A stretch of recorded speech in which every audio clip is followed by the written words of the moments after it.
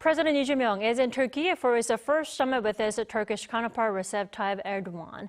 The South Korean leader is about to be officially greeted by the Turkish president at a welcoming ceremony, which will begin in a matter of minutes. And today, here in the studio in Seoul, I'm joined by Professor Oh Jong-jin. Welcome. Welcome. Thank you for your invitation. Thanks for joining us. And also, I'm joined by Professor Rovshan Ibrahimov. Thanks for joining us. Thank you. Good evening. Good evening. Let's start with Turkey itself. How big is Turkey to begin with? Well, look at the map. You can see that it's quite a big country. And Turkey as a part of Europe, part of Middle East, part of Caucasian, part of Central Asia, and on the seaside of four seas, Black Sea, Aegean Sea, Marble, and Mediterranean. So it is for colorful geography and on the edge of Europe and Asia, so everything including. And if you talk about, like, let's say population, it's beyond 80 millions, even though now like the fertility rate decreasing, it is Muslim country. Traditionally we know that fertility rate should be high, but it's a modernized and industrialized country. So of course, in any modernized society, it's also now serious problem regarding to the minimum standard of fertility rate 2.1. It is below 1.45 now. And if to talk about, if you're interested in economic numbers, it is GDP, it is more than $1,320 billion for last year. This is the last numbers. And also, if to talk about GDP per capita, it's average around $15,000. It's developed industrial country and also with a big portion of agriculture in the economy. If we divide country, we can see that mostly urbanized seaside regions, western part of Turkey, while, for example, eastern part more agricultural oriented, and even GDP is diverse. Like if you go to the west of the Turkey, the average GDP per capita is around $30,000, while, for example, eastern part maybe can be $5,000 to $8,000. Vast difference. Yeah, big difference. It's historical reason and also, of course, geographic reason and some other aspects which make such perspective. And also very interesting, so political framework also reflecting this, let's say, how people voted during their elections, like exposing their level of modernization of the different regions. So there's that for Turkey. Now we are waiting for the summit to begin between South Korea and Turkey. Professor Oh, how far back then do Korea-Turkey relations go, really? Well, the relation between South Korea and Turkey, I would say that go all the way back to 1,500 years.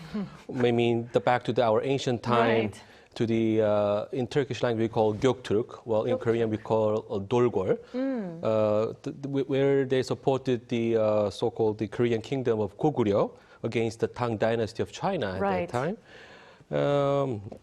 And more recently, so-called strong bond between the two countries is often said to have been deeply strengthened during the Korean War. So I would say that the Korean War, during a lot of Turkish brigade, about 21,000 troops were participated, and then it was the third most largest troop that helped the Korean War during that helped the South Korea during the Korean War. Right, that's why we are called the blood brother countries, right? Exactly. Then how did the two countries officially really forge their diplomatic relations?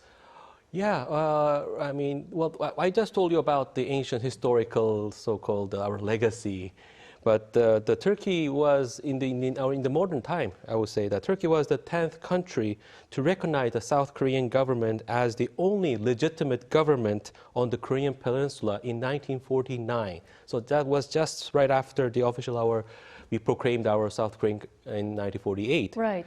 And on March 8th of 1957, Turkey officially established a diplomatic relation. So among the countries that recognized South Korea early on, Turkey was one of the earliest, I have to say that, and also the third country to open the permanent embassy in South Korea, just right after the United States and Republic of China, which is Taiwan. I did not know that. Yeah, so yeah, Turkey was the third country that have established a permanent embassy in Korea. So I would say that this the early recognition and diplomatic establishment placed Turkey in a leading position in forming formal ties with South Korea right after the Korean War.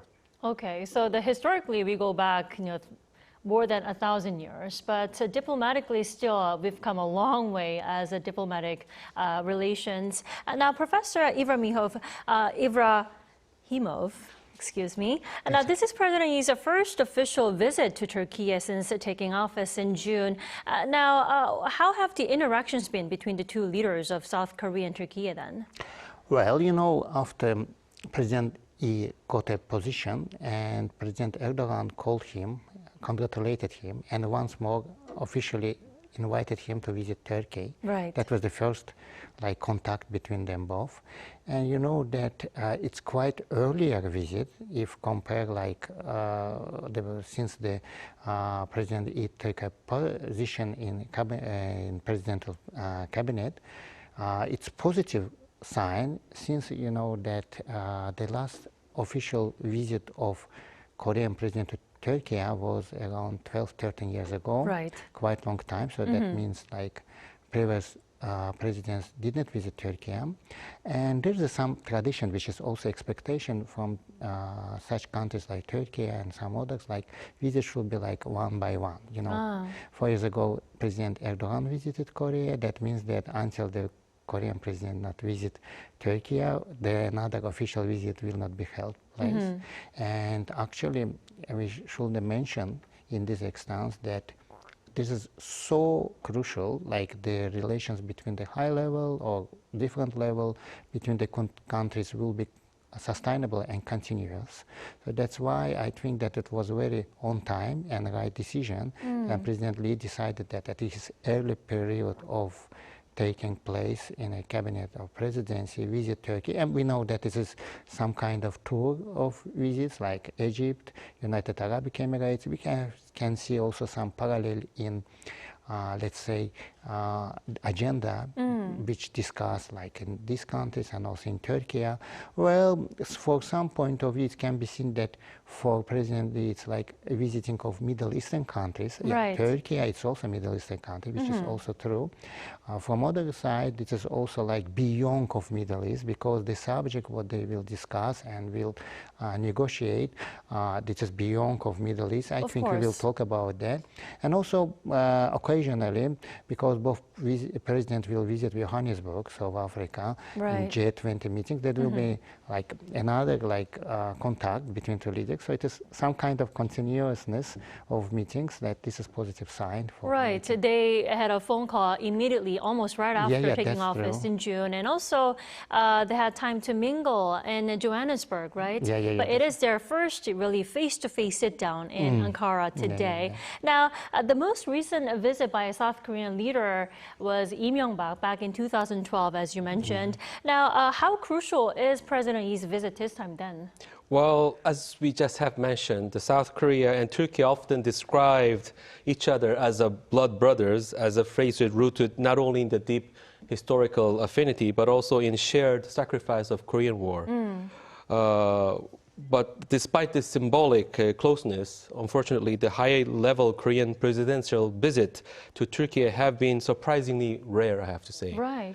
So President Roh Moo-hyun trip in 2005 was actually the first ever South Korean president visit to Turkey since the establishment of the first diplomatic relation, as I mentioned, in the 1957. So nearly half of the century later, I would say. It took them so long. Yeah, exactly. And then President Lee Myung-bak, as you have mentioned, made the next visit in 2012.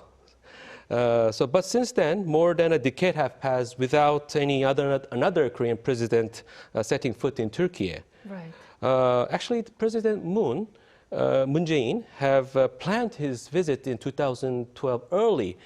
Actually, I was one of the organizers then, but unfortunately, it was canceled due to the COVID-19, which made this standing long gap. So I would say that this long-standing pattern has often been viewed as, I would say, an unfortunate contradiction. Very. While the two countries proudly emphasize each other as a brotherhood, But actually, the top-level diplomatic exchanges have been very infrequent, I would say. So for that reason, President Lee's visit now, I think, carries very exceptional significance. It marks the first Korean presidential trip to Turkey in over 10 years and clearly signals the sole intention to reinvigorate and elevate the relationship. So, and also if you look at the agenda, it's also broader and more strategic than ever before, ranging from economic cooperation and supply chain and defense industry collaboration and energy cooperation and regional security issues that spans from the Middle East and Mediterranean and Eurasia. Right. So given the long diplomatic gap and the historical depth of the partnership, President Lee's visit feels very, I think, long overdue, I would say. So more importantly, it opens the door to upgrading the bilateral relationship in concrete, more forward-looking, and a mutually beneficial way, I hope. Right. There are so many promising sectors and fields that the two countries can collaborate on. You know, defense, nuclear energy, biotechnology, now that the pandemic is over, right? Exactly. But we are still waiting for the official welcoming ceremony to begin to greet South Korean President Lee Jae-myung by the Turkish counterpart, Erdogan. Now, what kind of performance do you expect at the opening ceremony? Well, you know, as Korea, Turkey also pay huge attention to some ceremonial issues. And, you know, during presidency of Erdogan, the presidential palace changed, and this is a new, some kind of authentic Turkish traditional issues, and they also have some ceremonial procedures with involving some different costume of soldiers, different period and Turkic empires, and so maybe that will be also in the procedure, in ceremony, and because as we also emphasize it and mentions here several times that two countries are bloody brothers. It is like mentioned many times. Even I read the interview of Korean ambassador in Ankara just these days. He said that we are brothers. For example, Turkey has several brothers like Azerbaijan, like others, and Korea, but we have only one bloody brothers, like as he mentioned and emphasizing. It's very, very like touchable. Well, during the ceremony, I think that also I want to show one example, like how seriously preparation happened during this visit. You know, Minister of Foreign Affairs sent letter to different, let's say this is unions of producers, this is regional unions of producers in Turkey. They sent a letter that please make meetings and emphasize and define what type of cooperation, what type of relations you are expecting, what type of import-export issues can be possible with Korea, and we can propose for, let's say, during the visit, because it is beyond of everything which is already decided. Because as I mentioned, it is just last week call, and this is also showing that how like detailed and maybe what can we do else issues in this respect. So this is, I also show that how, what type of procedure will be done. And I very expecting very, very positive messages from President Erdogan. He's very, you know, literature-oriented person. He's like very strong in literature. He's like to saying poems and so on during some meetings and so on. Very artistic. Yeah. And maybe this performance will also be witnessed. And President Lee also like acknowledging. He also gave an interview about the issue, and also he emphasizing the brotherhoodness between the two countries. So President Lee is also well prepared for this meeting. It's not like just meeting for occasion. So we will see like some interesting procedures. Right. For those of us just joining us on Arirang TV, we are covering it live of the ROK-Türkiye Summit. And this will be South Korean President Lee Jae-myung's first visit to Turkey since taking office. Although it is not their first time, the two leaders of the two countries meeting for the first time. It is their first summit talks. And ahead of their summit talks today, this is the official welcoming ceremony taking place in Ankara. Now, here in the studio in Seoul, I'd like to go back to Professor Oh. Now, this is the opening ceremony welcoming ceremony that we are watching. Now, how do you think this official welcome ceremony symbolically reaffirms the close, friendly ties, such as the Korean War between South Korea and Turkey? Yes, or as we have several times mentioned, that the official welcome ceremony also symbolically reconfirms the deep and the historical relationship between South Korea and Turkey, emphasizing the enduring spirit of a friendship rooted in the Korean War. So this is also somehow the core relationship between the two countries. Right. And as we all know, during the Korean War, the Turkish troops fought alongside South Korea very bravely among any other foreign nationals. Right. And then so-called this brotherhood can be characterized into a mutual sacrifice and solidarity, I would say. So this historical connection is more than a symbolic. I think it's a foundational pillar for the friendship and cooperation even seen for today. So I think by conducting such ceremonies right now here, with the form of formal honors, with the both countries publicly demonstrate respect and commitment to continued collaboration across the political, economic, and cultural domains. Definitely. And so I think it will reflect the shared values of loyalty and mutual support, and of course celebrating the past, while I think signaling the strong partnership moving forward. Right, looking back at the past that they have solidified through, backing each other during the Korean War days, and also looking forward to more years to come to, solidify their cooperation in many areas that we will be discussing in our later newscast. Now, Professor Ibrahimov, what are some perceptions of Turkish people on South Korean people, would you say? Well, it is rediscovering now, because we already mentioned that how important was participation of Turkish militaries during the war, and 721 martyrs given their lives here, and some of their graves are in Korea, and around 20,000 Turkish soldiers participated here in the war. And that was the first stage, feelings, attitudes, perceptions, Turkey opening here Ankara School for education of orphans, and even there's a film about that developed by Turkish producers recently, Arirang, which is based on a real history.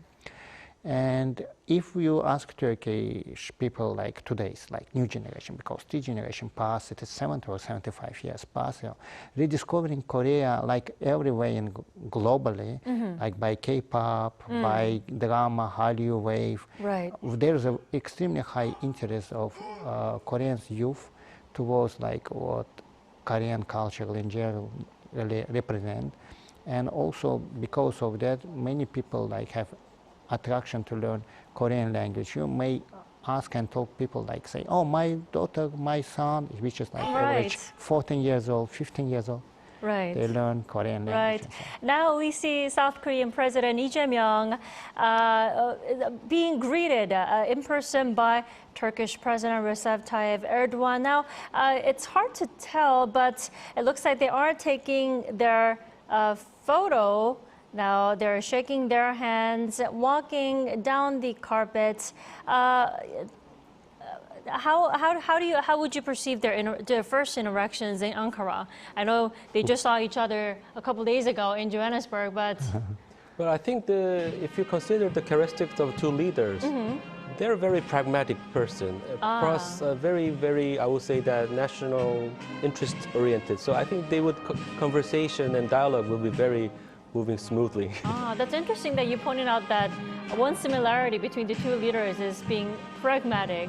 And they also, both of them declared a pragmatic diplomacy every time. That is true, right. The so-called pragmatic diplomacy that President Lee Jae-myung has long pursued throughout his past year and a half, a half a year so far. Now, South Korea's national anthem is being played to fully respect the South Korean leader's state visit to Ankara. Now, Professor Ibrahimov just mentioned how much Turkish people are interested in South Korean people, in terms of culture, Hallyu, Korean wave. Now, what's the South Korean people's perception of Turkish people, would you say, as a fellow Korean? Well, I think I'm talking about this several times, but for the Korean perspective, I would say Turkey is very often viewed as a friendly and emotionally close country because, considering the geographic distance.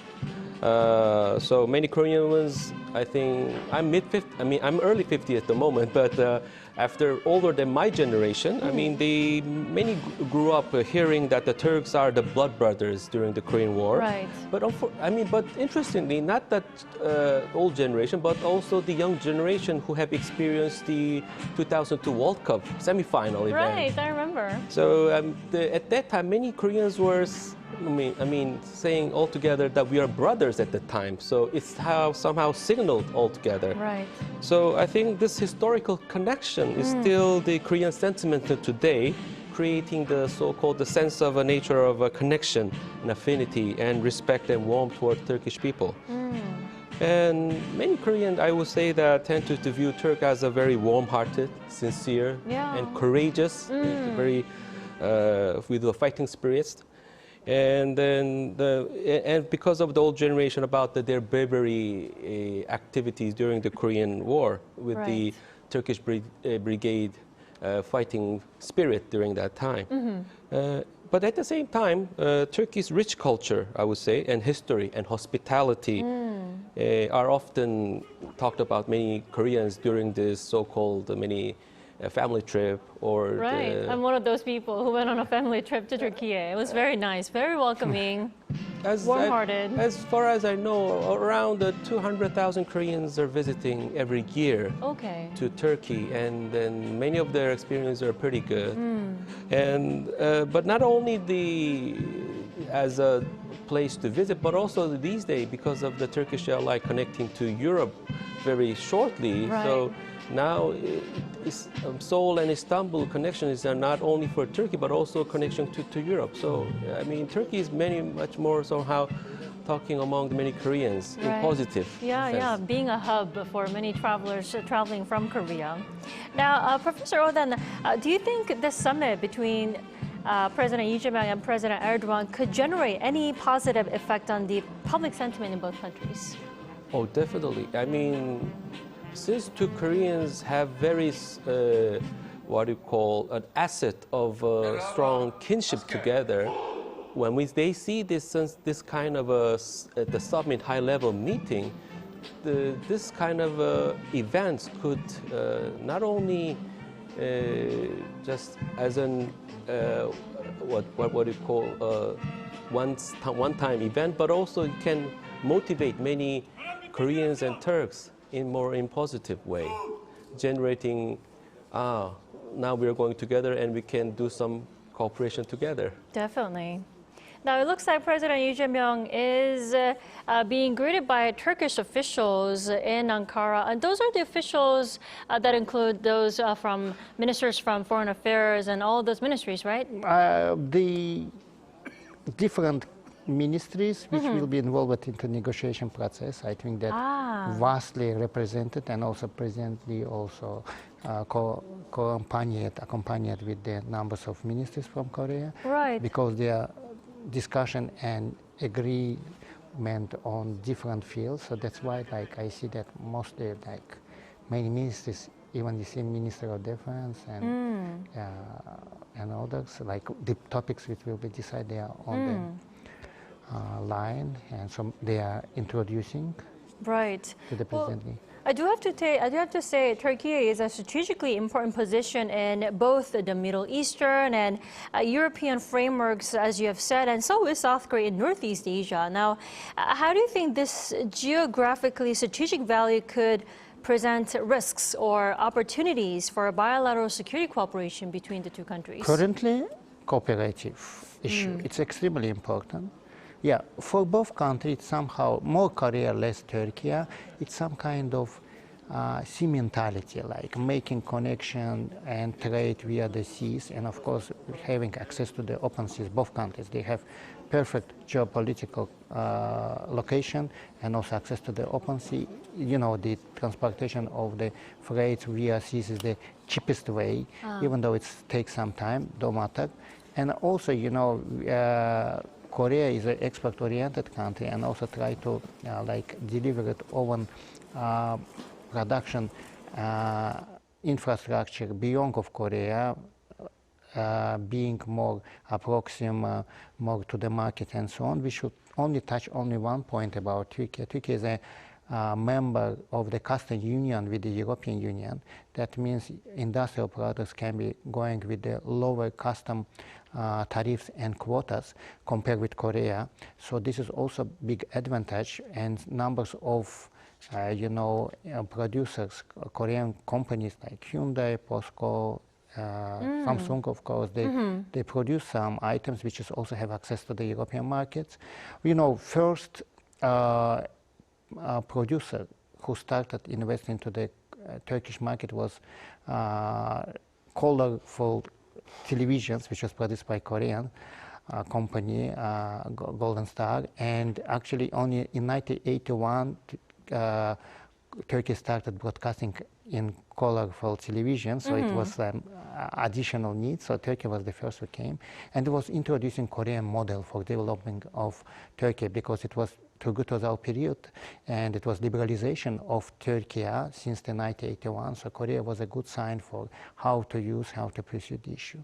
As for geography, also it is Africa, it's also Middle East, and from this perspective, is also Turkey has very big connection to the, for example, African continent. Turkey has embassies in every single African country. So we can find many countries which so tight relationship, and also they have very tight relationship, like Somalia and other countries seems as a gate to the Africa. Egypt, very good relations, and recently it's developing.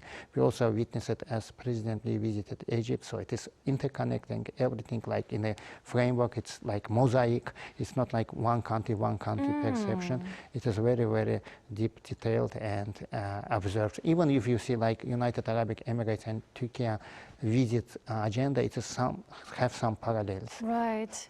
Well, Professor, now we've just watched the official welcoming ceremony where President Erdogan was officially greeted by Turkish President Erdogan. Now they will be going into the room to now sort out their MOUs, right? And then later on they will go on to do their joint press conference. Now they will be talking about defense, nuclear energy, culture, many more. But what sector do you look forward to the most of the MOUs? You know, trade over between Korea and Turkey much below expectations. Like countries can do more, and also collaboration. There are some fields which is starting point. Even though I mentioned that Turkey is industrial developed country, it is mostly like heavy industry oriented country, while for example for Korea it is high technology oriented country. You know, add value impact of production and export in Turkey consists only 3%, which they want to change, because currently Turkish economy is in the middle income trap. Like in order to developing further step of economy, they need opening additional economic fields, and among them they are discussing about high technologies. Good example for that, collaboration with Korea. It can be like biotechnology. They just discuss it very widely. Yeah, defense industry, because both countries very, very advanced in these fields. Right. The President Lee emphasized that Turkey now is very good in so-called drones, like unmanned flight vehicles like producing, and they have advanced technologies, while Korea has developed advanced technologies in many other fields. You know, there's a collaboration also in defense field as well between two countries started, and it can be developing. I believe that biotechnologies can be something new. You know, it is more genetic oriented issues. Relatively, it can be new for Turkey. They have some expert specialists, but making it like a new industry can be interesting topic. There is discussion about talking about nuclear energy cooperation. Right. You know, Turkey now started to build own nuclear station, first in Akkaya, Right. Akkuyu, sorry, and another one, it is expecting also, they built, plan to build 2 more, and they try to diversify it because first one was built by Russia. Right. Now it is discussing like, let's better to diversify it, and one of discussions with Korea. Korea has experience to build nuclear electric station in United Arab Emirates. I mentioned it several times. There was also another deal in Czechia soon, so it is good possibility to introduce Korean technologies. Plus, you know, it is relatively new for this field. It is like small nuclear stations, which is Korea also started to introduce to the international arena. This is relatively new, and some countries like prefer to start with the small nuclear stations, and Korea has something to represent and to present to Turkey. It is a little bit early to tell. We are talking about their perspective. You're asking about that. So these fields can be like discussed and going on. Definitely. I think you've touched upon all the sectors and fields that we can look forward to from the upcoming MOUs. And now, Professor Oh, I'd like to end with you. Now, what would then constitute a successful South Korea-Turkey summit? What do you think? Excuse me, I mean the successful? Yeah, what would constitute a successful summit between the leaders of South Korea and Turkey? Well, I think beyond this, I mean the very detailed bilateral economic cooperation, I think these two leaders can do much more bigger picture in this world. I mean, these two leaders can have a very positive impact on in many fields in terms of the international arena as well, because as we all know, the global landscape is becoming very more divided, and the world major powers are increasingly caught in rivalry, and each foreign policy pursuing focus more on their so-called their own interests. So in this environment, I think the role of responsible middle powers such as South Korea and Turkey can become more even critical. So this summit is not only just bilateral benefits or interests, but also go beyond. President Erdogan often emphasized that the idea the world is bigger than 5. Yeah, the meaning that the global affairs should not be dominated solely by the handful of permanent powers. I think this perspective highlights the need for influential regional actors to step up and join in. Right. And then the so-called the South Korea and Turkey can be a both strong partner for the regional influence and stable diplomatic networks and growing economic and other strategic capacity as well. So I think that when such middle powers meet and coordinate, I think they can offer some fresh perspective to mediate tension and contribute to more balanced global solutions. So if you look at the recent development in the latest G20 meetings, we have seen that the great powers hesitate or to remain at that part. So I think in this at this point, I think the cooperation of the reliable middle power, such as the Turkey and Korea, can stand out more meaningfully. So I think this South Korea and Turkey summit is not just a symbolic, but also genuinely necessary in terms of this globally very divided world. Definitely. So, and one of the top of that two countries have many complementary strengths, like Professor Rovshan have mentioned, that the advanced technology and manufacturing capacity of South Korea and Turkey, and many of the industrial sectors are very so-called cooperative in many measures. So I think when we talk about this wide field of both sides can benefit, definitely I think we can expect more than the bilateral summit. So I think that we can think about more beyond meaning, that what two middle powers can contribute, such as the huge refugee issue in Turkey. Turkey is one of the countries that hosts about 4.5 million refugees from Iraq and Syria and Afghanistan and etc. And Korea are also one of the countries that can do support. And Turkey is a good partner to do a joint activities in humanitarian issues as well. So not only the so-called defense industry, the nuclear reactors, but also we can go beyond the other international issues altogether, like humanitarian issues, and yeah. That's what brothers do, right? Exactly. All right, Professor Oh, thank you for joining us tonight. I will be back with you shortly with the MOU signing ceremony and, of course, the joint press conference. And Professor Ibrahimov, thank you so much for joining us and your insight tonight. My pleasure. And we also thank you for staying with us throughout our special coverage of the official welcoming ceremony of the ROK-Türkiye Summit. We'll be back later at 12:25 a.m. Korea Standard Time. Until then, goodbye.